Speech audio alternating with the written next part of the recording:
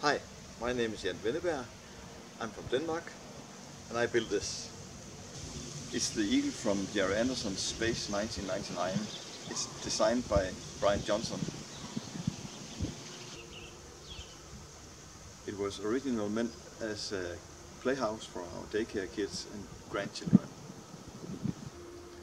The passenger pod was supposed to be the playhouse, where they could go inside and play with the activity centers and with the doors. Say hello.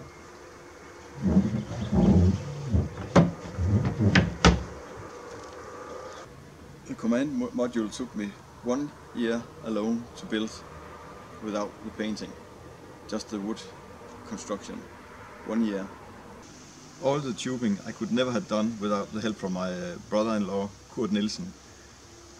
I have lent his machinery in his metal business and spent hours and hours and hours at his place, milling and welding.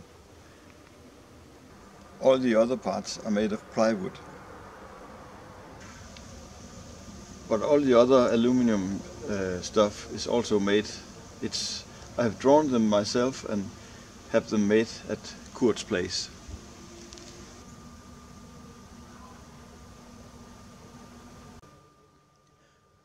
Behind the bars there's the tank parts which I have made completely in hand.